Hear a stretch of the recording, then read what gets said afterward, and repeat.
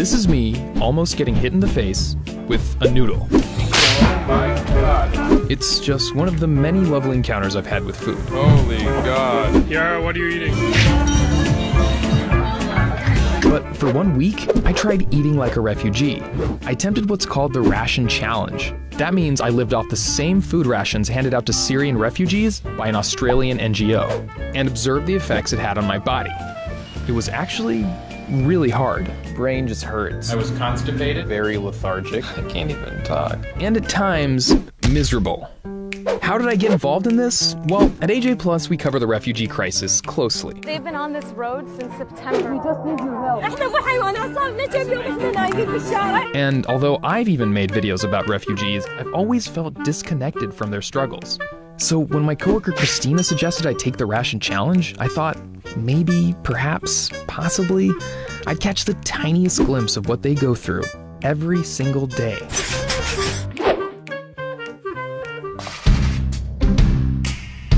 The food rations were sent to me in a package. Guess what this is, Yara? This is really, really light. You wanna feel it? I sense lentils. Before I unboxed it though, I thought I'd get some tips from people who had already completed the challenge, which raises money to pass out the exact same food rations to Syrian refugees. What am I getting myself into? You're getting yourself into a week of frustration. You're gonna be hungry, you're gonna be tired. Oh God. You will never feel full or satisfied.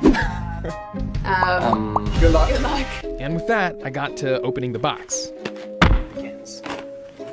I'm supposed to eat whatever's in this box. That included sardines, red lentils, dried chickpeas, oil, red kidney beans, and rice. And some extra rice and flour that I had to supply myself.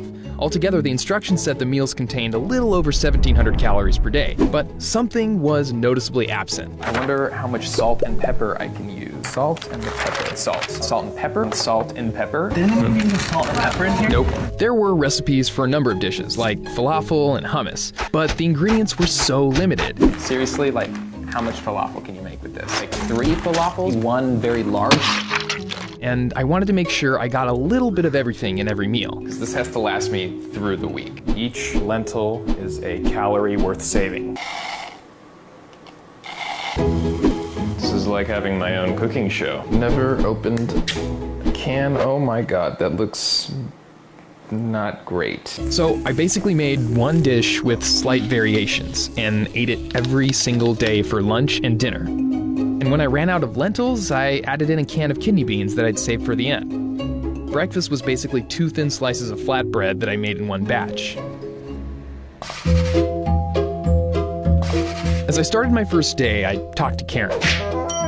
She's part of the campaign. The physical and mental toll that it takes on your body in a week, you'll see it in a few days' time, is huge. It makes you really angry and frustrated and unable to concentrate. See, for refugees, you can't walk away from this. This is their everyday. Day 1 looked like this. Day 1 of the ration challenge begins, which progressed into Day 4 of the ration challenge. And then over the course of the week, I got a number of headaches. Headache. I had trouble thinking and working. My roommate told me I looked kind of pale. I regularly felt exhausted and sometimes cold. I also noticed changes in my personality. I'm becoming more direct, less polite. The instructions came back to haunt me. Watching other people eat normal food is unbearable, it says. What is that smell? It smells vinegary. Wait, it's there. What is that? Cinnamon donut. These images of fettuccine alfredo. What is that? What do you have? Oh, it's just some leftovers. It was kind of like what Karen said. If you're living on this kind of diet, which is basically carbohydrates and oil, you're getting just enough calorie intake, but you're not getting any fresh food, you're not getting nutrients, you're not getting all of the things that, are meant to boost the human body.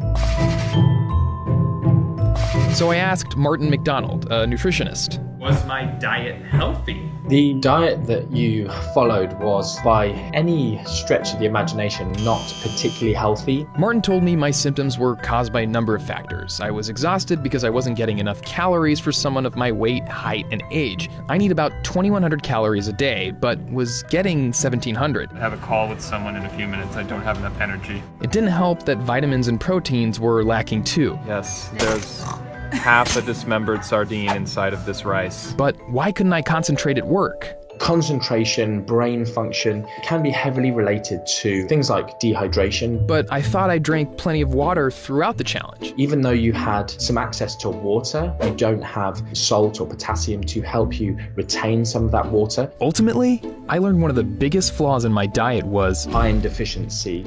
You probably were getting between a fifth and a sixth as much iron as you would need. Iron deficiency is actually the most common nutritional deficiency in the world.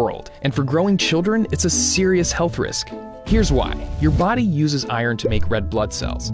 But what happens when you don't have enough iron to make them? You could develop anemia. For kids and infants, anemia weakens their immune system, making them way more susceptible to disease and infection, and it can permanently impair a child's mental development. That's a terrifying prospect when you consider that half the world's 22.5 million refugees are children. A 2016 study revealed something shocking at one of the UN's largest camps for Syrian refugees in Jordan. Nearly 50% of children suffered from some kind of anemia. And it's not just among Syrian refugees. Anemia is thought to affect 1 in 3 children worldwide. Refugee camps in Kenya and Ethiopia have some of the highest rates of anemia in the world. Refugees across the world are not eating exactly what I ate. This is, after all, one specific food ration passed out by one specific Australian NGO. Refugees might combine them with other ingredients they have access to, but they also might not have access to anything at all.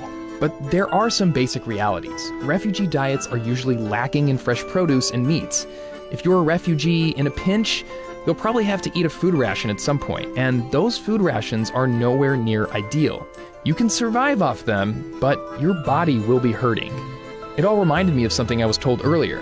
I was able to do this challenge, and I always had in the back of my mind, like, this is only for 7 days. I can get through this, and I can't comprehend how somebody who doesn't know when this situation might end can go through that.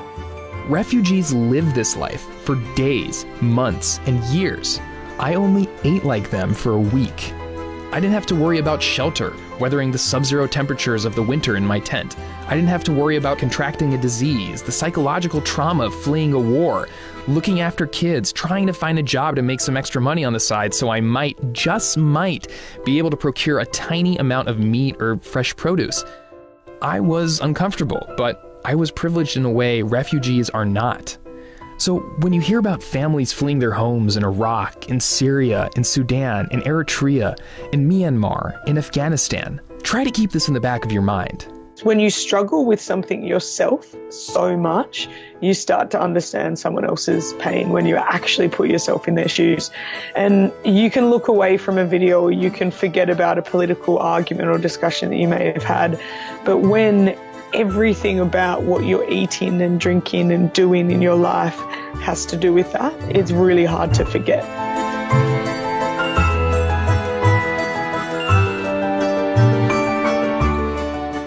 The ration challenge really put things into perspective for me, but just one note, it's not a way to simulate the experience of a refugee. And I would never frame it that way because there's no comparison. But for me at least, it was an opportunity to learn about some of the basic realities that refugees face on a daily basis. So if you have any friends or family who might not be fully aware of some of those realities, send this video over to them and see what they think.